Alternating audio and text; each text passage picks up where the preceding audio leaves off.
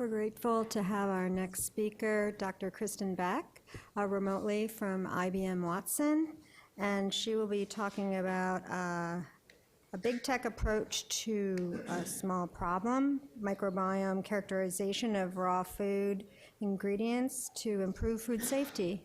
Thank you. Good afternoon. Can people hear me? Yes. Okay, can you see me? No. That's the way I planned it. Just kidding.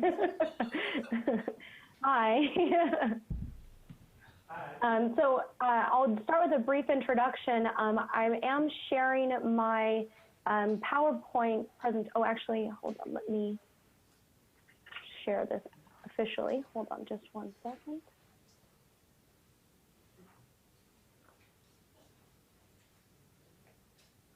Okay, now I think my slide should be present. Okay, perfect. Okay, good afternoon. My name is Kristin Beck. I'm a research staff member at IBM Research, located in the Almaden Valley of San Jose. I've been a researcher of food for more than a decade at this point, and since joining IBM, I've really enjoyed diving into food safety and changing the way we assess food safety risks and hazards and developing methods to improve causes that make people very sick. So I'll start by acknowledging the collaborators on this project. So the project that I'll speak to you today is part of what we call the Sequencing the Food Supply Chain Consortium, and it is a consortium with Mars Incorporated, as well as IBM, of course, and in collaboration with the UC Davis School of Veterinary Medicine, specifically Professor Bart Weimer there. And he heads the 100K Pathogen Genome Project and has been a really instrumental person in this project. We also collaborate with Biorad Laboratories, and each of these partners brings an excellent set of skills and expertise for helping us address food safety needs and develop methods that can inform and improve the regulations around food safety. Okay, so if any of you in the room have ever had a foodborne illness, you know that it is not a pleasant experience. And it affects a lot of different people. 1 in 6 Americans every year suffer from a foodborne disease, and that equates to 2 million annual deaths in emerging areas. This is an issue that affects a lot of people, and in the U.S. we have a more stable health system to where treatment can be more easily accessible, but in other countries this can mean life or death. And as many of you are aware, this is not something that just has gone away, that you have occurrences that happen on a frequent basis. They break the news, they span across the country, affect the young, affect the old, and this is a really a big issue in food safety. And so what the Food Safety Consortium set out to do is to transform the way food safety tests are completed and develop methods that have a higher resolution for detecting pathogenic bacteria, food fraud, antimicrobial resistance, and approach food safety from a more modern perspective and develop the understanding to bring these methods into the factory and help bring food safety into the 21st century. And as I'll start by saying there are known hazards that occur in food safety where a food ingredient is recalled over Listeria contamination, for example.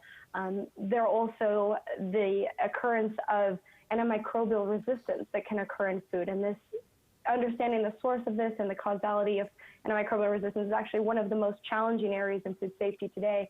And I won't speak too much about antimicrobial resistance, but one of the challenges is that bacteria natively will have resistance to antimicrobials. And so identifying the source of that resistance is a really hard thing to track because it is not readily available to identify what between the cause of such a use of an antimicrobial in a live feedstock production or in an animal housing versus what the bacteria will naturally do.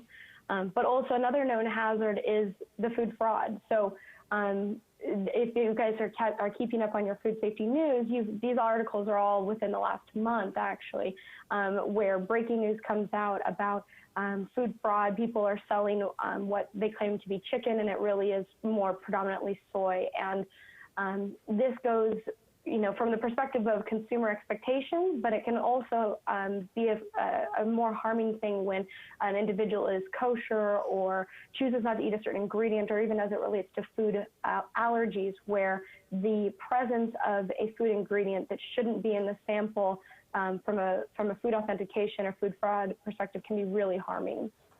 These encompass some of the known hazards that can occur during food safety, but there are also unknown food safety hazards. And I don't know if any of you remember these type of plates or can identify that structure, but this is melamine. And many of you may be familiar with the occurrence that happened back in 2008 in China, where production companies were adding melamine to milk, and it ended up affecting 300,000 individuals, many of whom were children and babies, and I think there's like 60 or so babies that died because of this incident. And in this situation, it was a completely unknown hazard prior to the introduction of melamine into milk. And this kind of a test is not something that we in the food safety world have a traditional test for. There is not a way to identify these kind of anomalies. Many of the food safety tests are targeted where it's culturability of salmonella or presence of lead or presence of aflatoxin, these kind of components, and it's a targeted search for a known hazard. However, when people become entrepreneurial or they think it's innovative, they add components to fool quality assurance metrics or other components to where you end up with these unknown food safety hazards. And today in our common food safety practices, we don't have a way to detect unknown hazards of this nature. And while the situation of an introduction of melamine in milk was a tragic situation, it is likely not the last of its kind. And something of this nature will happen again. It will probably not be melamine, but it'll be some unexpected chemical or biologic that could be really harming to human health.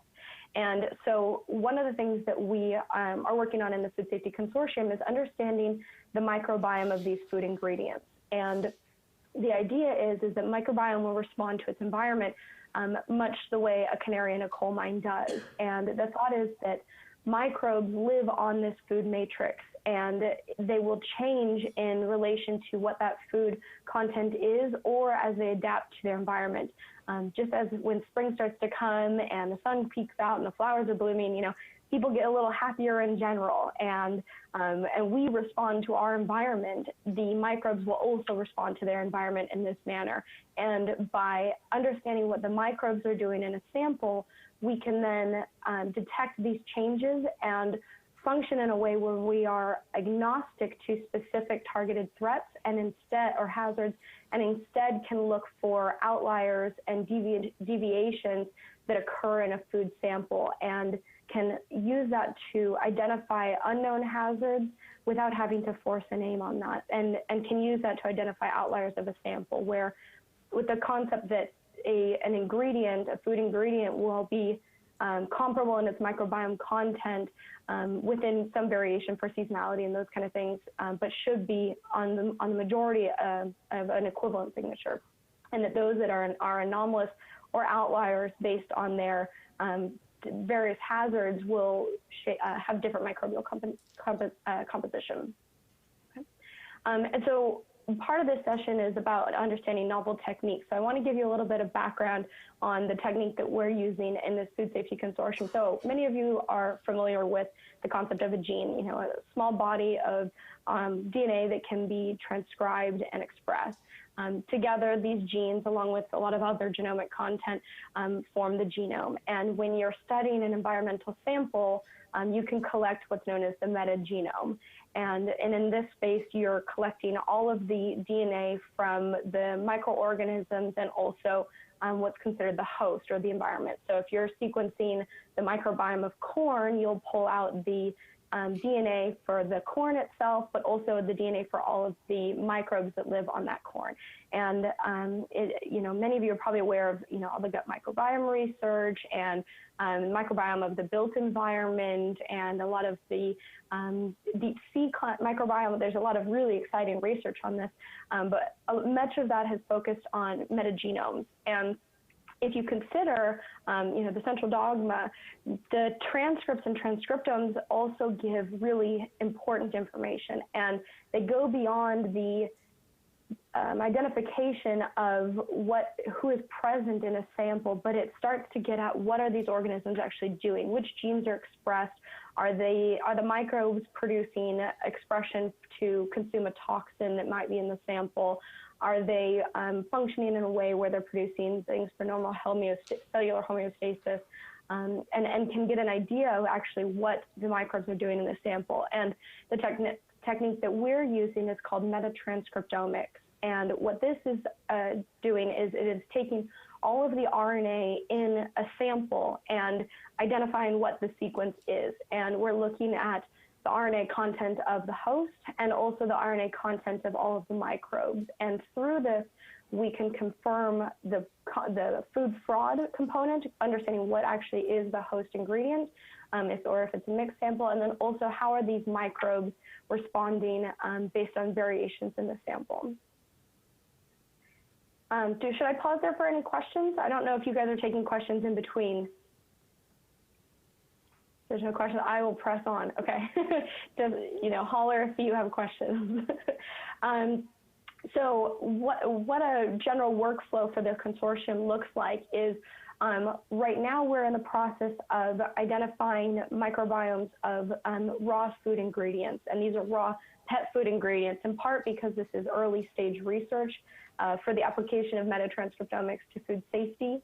And also because with the introduction of FSMA, which is the Food Safety Modernization Act, the focus has really shifted on being proactive in your sampling and identifying situations before they happen. So we're working with protein meal samples, which, that would take a cow, a beef product, or cow, chicken, fish, and turn it into some kind of soup, which ends up being a protein meal that goes into dog food, like dry kibble. So that's shipped to the Mars factory.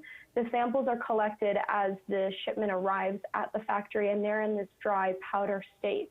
At UC Davis, the samples undergo a library preparation or an extraction and library preparation. And there's currently a significant challenge in library preparation for these type of ingredients because the host content is so high. As the poultry, for example, goes through a drying process, there's a lot of degradation that occurs to the sample.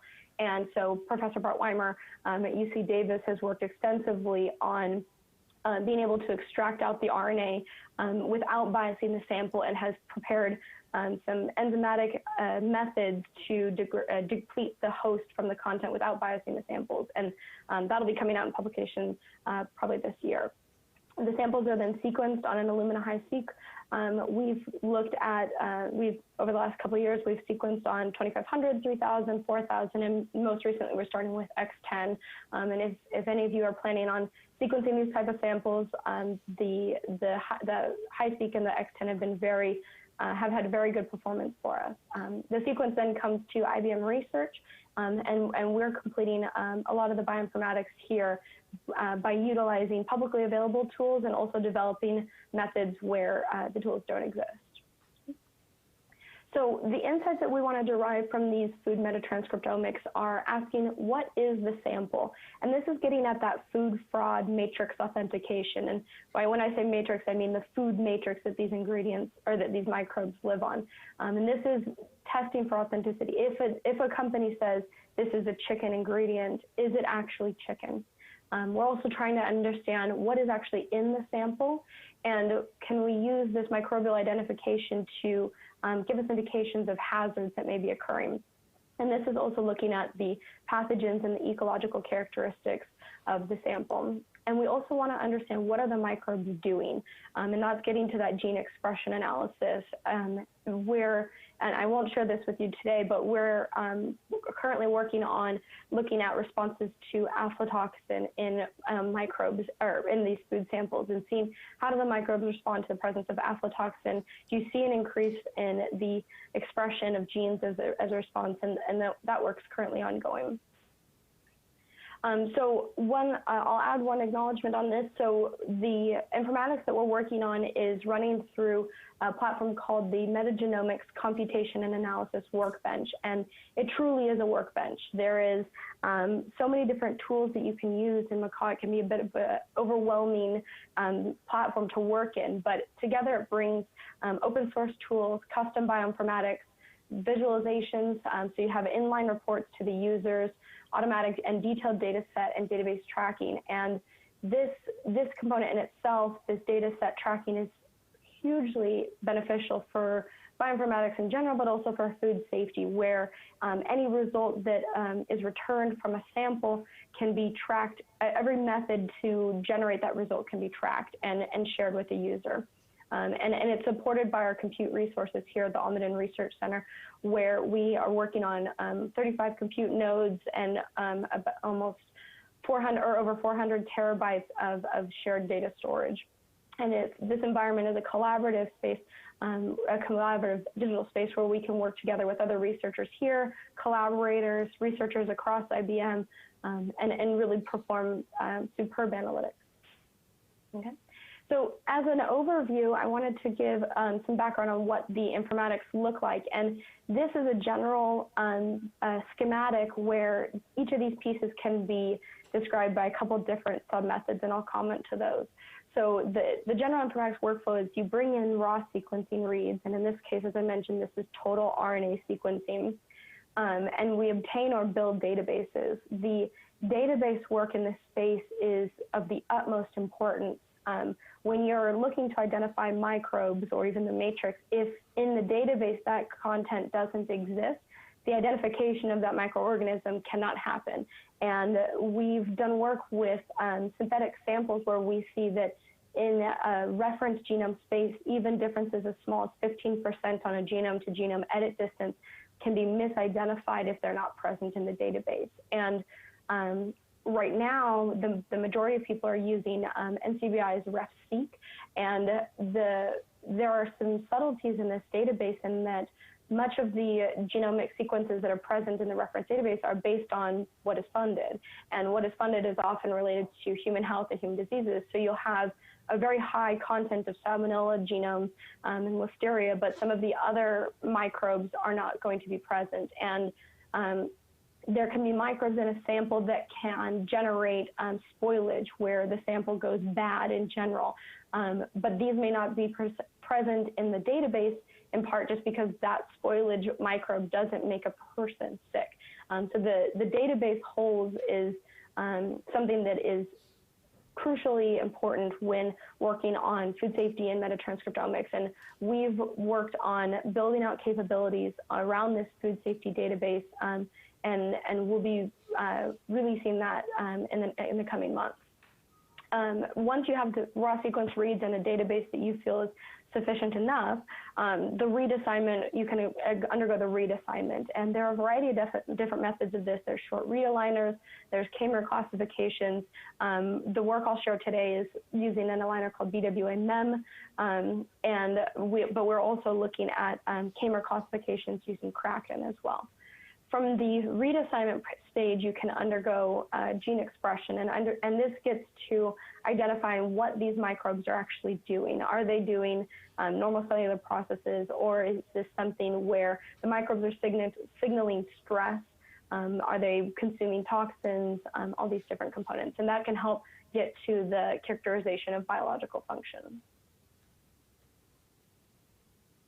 So some of the results I wanted to share today is a analysis on a subset of the samples that we've been working with. And the plot I have here is a indicator of different eukaryotic genera in the food matrix. So this includes things like beef, chicken, those kind of things. And towards the top of this y-axis is 0. That is an indicator of a higher confidence score. This is a quantification of a short read aligner where the higher the mismatches are of a read to a reference, the more penalty there is in a sample. And what you see here across these different samples, 4, 3, 17, 31, 66, and 75, is that the majority of them agree on the left-hand side. And this is the expected food matrix, which in this case is chicken, and also genera with other high homology to that, so other bird species, things like turkey, that kind of thing. And what you see also, though, is that in this sample 4, there are a lot of organisms that are present that are not in alignment with the other samples. So you're seeing deviations from this in this 6-sample baseline. And this is something that neither us or Mars expected to see when we set out to sequence this raw ingredient baseline. And the circle I've highlighted here specifically is a mammalian genera that was not expected to be seen in the sample. And if we look at the actual counts of this, again here, the brighter the color, the higher the count, you see that sample 4 stands out strongly in comparison to all of the others. This is, in PowerPoint it's not, but normally this is an interactive visualization where this whole bottom line is chicken. And when you look at what that top box is that is differentiating sample 4 from the others, we see that this is sus, which is the Latin name for pork, sus scrofa. And so sample 4 had a very high concentration of pork compared to all of the other samples. And this is shown here now as the relative abundance. And so in this situation, a food vendor shipped the ingredient to the Mars company, and they said, yep, chicken, we're good, this is all chicken. And lo and behold, if you actually look at the nucleotide composition of this sample, that is a drastically different signature from the other food matrix content. And to understand the difference from a microbial perspective, this is that similar plot, but now for the microbial content here, where the higher the score on the y-axis, or the score closer to 0 on the y-axis, is a higher confidence. And you see the majority of the samples are clustering over on the left-hand side with some similarity, but sample 4 stands out strongly again. And if we take a closer look at the organism I've highlighted here, Blautia, what we see is that, and we saw this organism, and what we see is the concentration of Blautia is far higher in the sample 4 compared to all of the other samples.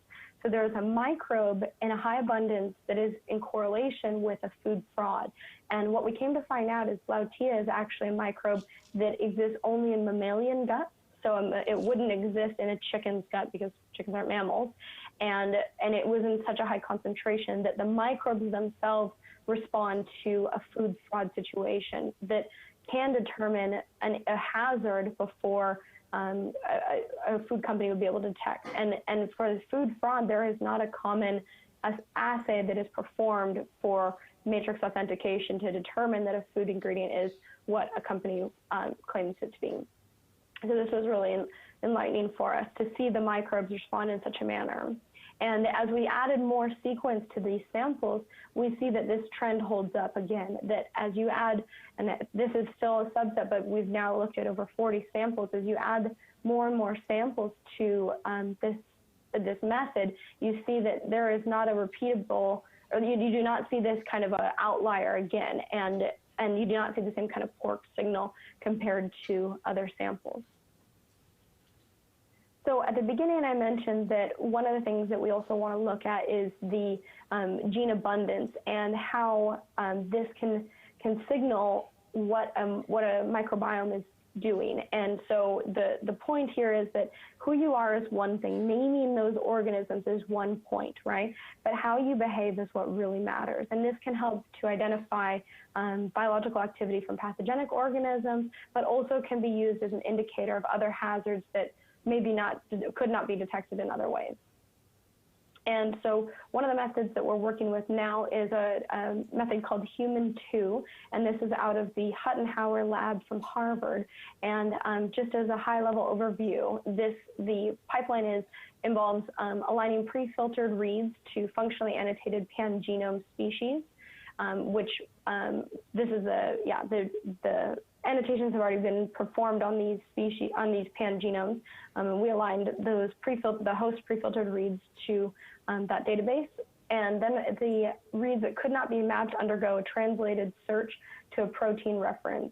And then those hits are combined to have protein families and organism-specific hits that support components of a reaction or components of a pathway. Together, those pieces are quantified to deliver a gene family abundance, as well as a pathway abundance and pathway coverage using the human core algorithms. And so what you end up with is a list of pathways that are present. And one of the results I'll share with you today is one of our samples, MSMB13, where it was a spiked sample to serve as a positive control for pathogenic bacteria. And there were 7 genera that were spiked into the sample. These were Salmonella, Listeria, Vibrio, Klebsiella, things that make people very sick. And the idea was, can we use this control sample to assess whether the microbiome responds at the gene level? And on this plot, on the y-axis is the pathway abundance on log scale, and on the x-axis is the pathway coverage, to where high coverage and high abundance pathways will be on the top right-hand corner. And what we found is that there were a lot of pathways that were present that were in association of living cells.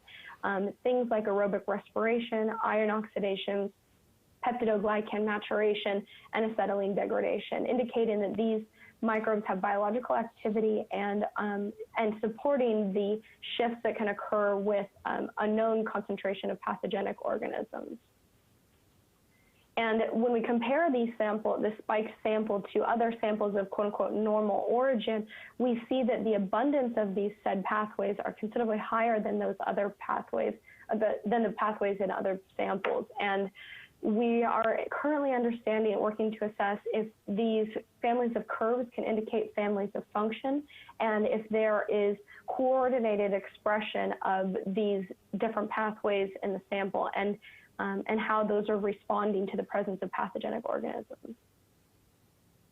So in summary, the metatranscriptomic analysis that we've worked on is a useful tool to identify hazards in food safety. And this is especially important with regard to identifying potential food fraud or pathogenic microbes, and can help identify hazards that can't be tested for during normal food safety measures today. A robust compute infrastructure is required for this type of analysis, and IBM has really led the way in helping this type of work occur through optimizing for parallelization and performance for this type of analysis. And also in our early work sequencing a baseline of samples, we already are seeing unexpected outliers, and that we also see that the source of the outlier cause, in this case that food fraud issue, correlates with the microbiome shifts as well, and that the microbial content can be an indicator of the changes in the host content or the changes in the host ingredients. And so I'd also like to wrap by acknowledging our collaborators within the consortium, and at this point I'll pause to take any questions. Thank you.